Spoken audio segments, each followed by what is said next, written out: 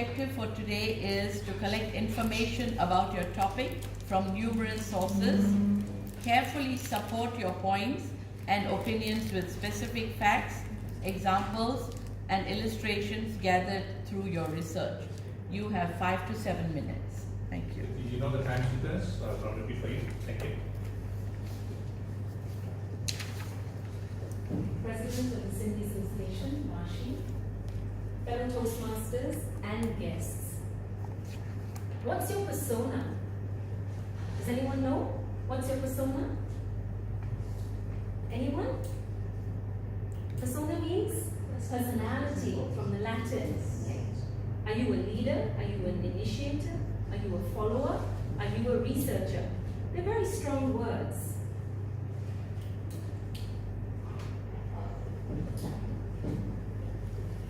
But how many of you have had your personality profiled at work? Excuse me, we have a technical problem here.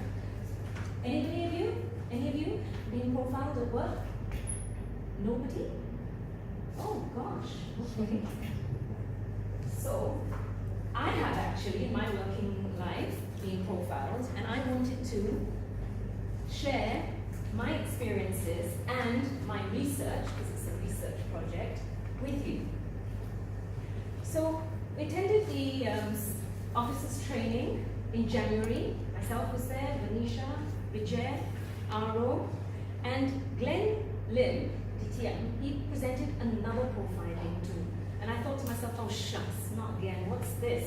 You know, I mean, what's it got to do with Toastmasters? But, you know, whatever happened at that meeting, sort of a bulb lit inside, and it whet my appetite to find out more. So this is what I'm going to share with you. Did you know that personality profiling has been around for 2,000 years?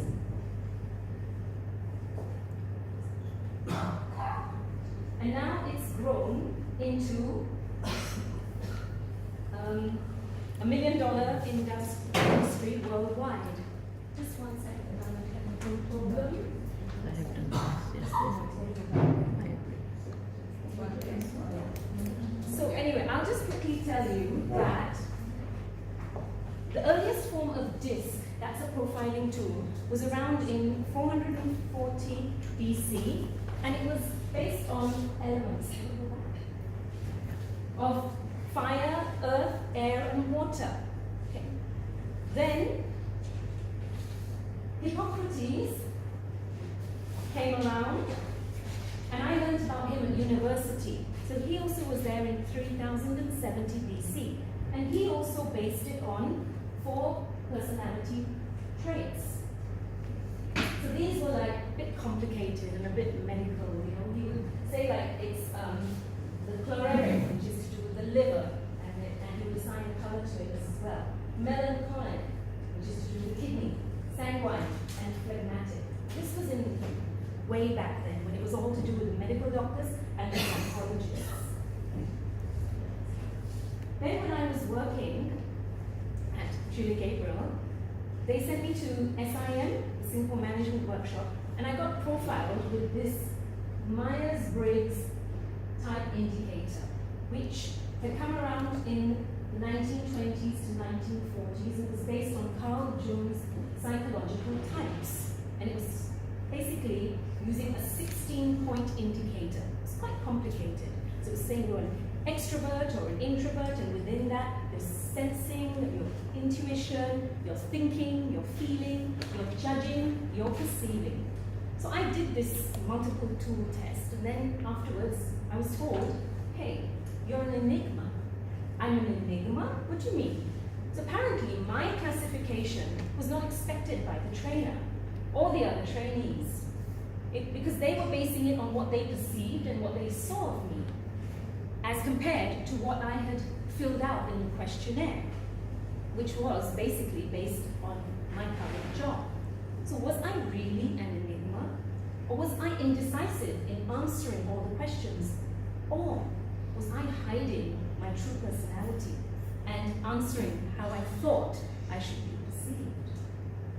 But actually, the trainer, he called me over and he says, you know, so what were you doing and what are you doing now? I said, well, I was teaching and I was with the children, and now I'm like operations manager and operations manager, and I'm sort of like gone from a passionate, hands-on, people-orientated job, and now I'm like operations manager with technical, you know, troubleshooting everything. So my job scope had changed.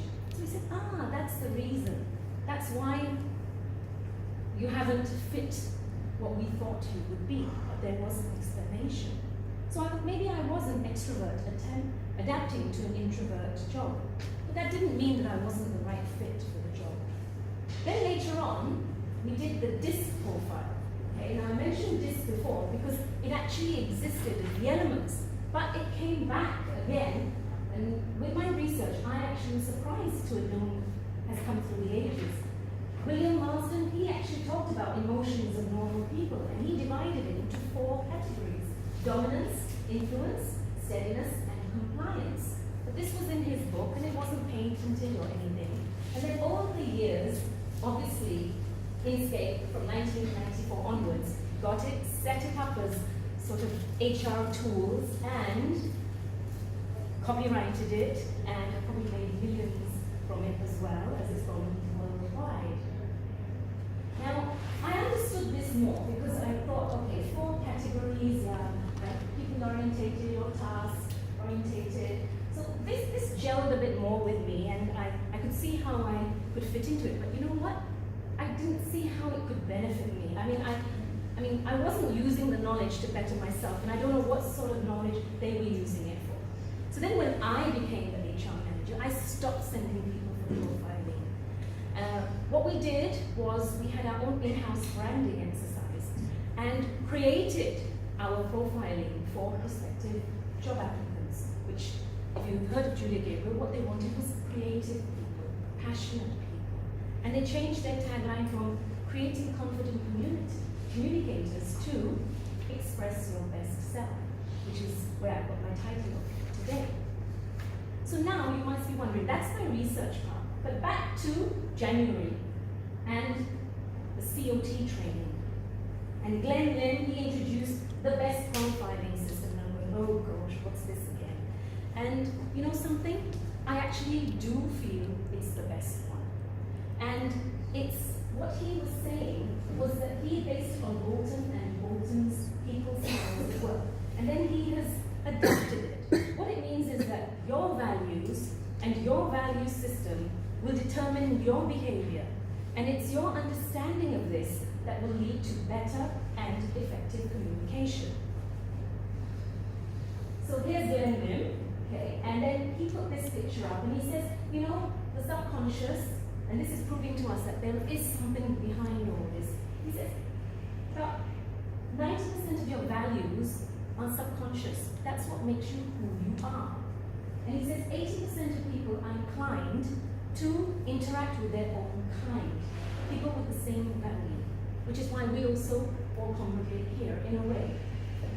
But when we do that, we actually use opportunities to engage and interact and learn from others. And they say that the best leadership teams are those with a good mix. So we are all different, we're all unique. Okay? Imagine how boring the world would be, or even this club would be, if we were all the same. Even in a marriage, you wouldn't want to marry yourself, would you? Anyone here would like to marry themselves? No, right? Marry someone same like you. Well, maybe, but you know what they say?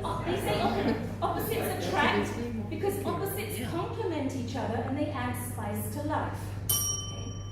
I'm going to carry on. Glenn got us to fill in a quick questionnaire, and here's Manju and all of us filling it in, and we had to add up our totals. Just quick. Here's the questionnaire.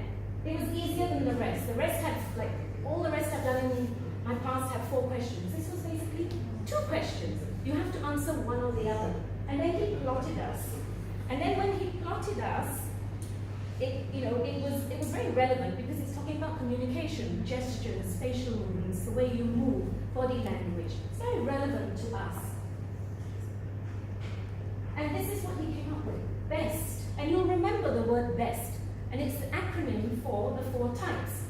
Bold, okay, so bold, someone, they're brash, they're brave, their bottom line, they're results orientated. Expressive, they're enthusiastic and they're engaging. Sympathetic, supportive, sensitive, sincere, and steady. Technical, theoretical, and thinkers. Okay? So we would have Lee Kuan Yew and Mr. Trump as bold. We would have Oprah Winfrey and Anthony Robbins as expressive. We would have Mother Teresa as sympathetic, sensitive. And we would have Einstein and Bill Gates as technical. Hands up, any of you who think you are bold. One over there. Okay, very good. Expressive, hands up. Okay, good. Sympathetic. Yes, of course. Okay. Technical. Yay, okay. You know what? We need all of you. All of you are needed in our club. Okay. And what I'm going to do is just quickly, because I've run out of time, I've overrun as well. What he did was these were the drivers, the values, okay? So if you quickly look in what you think you were, and if you look what's in there, see if it fits. But you know something? Even if it doesn't fit, he actually subdivided it. So that's beyond the scope of today, but he divided it. So I myself came out into expressive, but my subdivision was sympathetic and technical. Okay. So it's very good, and it was something I could relate to, and finally, I thought, hey, this is really good. And how it helps you, I'm just going to skim through this, don't worry about it, I will email it to you if you want it later. But the benefits are that if you know people who fall into different categories, you know how to interact with them, you know how to respond to them. I mean, a guy who's very bold in that, he can't suddenly come to a sensitive employer and start demanding results in that. He will change his way of how to get things from them. If we have a member who is very technical and they want to join Toastmasters, we can't say, how do you feel this, that, join? No, we have to give them more information. If we have someone who wants to come here for fellowship, then that's different. So the benefits are that this would help you in your workplace, your family, and your relationships. And what it is that next time you think someone is a pain, think, they're just doing their own communication style. So it's up to us to recognize and flex in order to have better relationships. Express your best self and you allow others to express their best selves. And this is what the future. In Brussels, the motor car show last year, AI intelligence. You don't watch out, folks. This Volvo car did profile and recruit staff.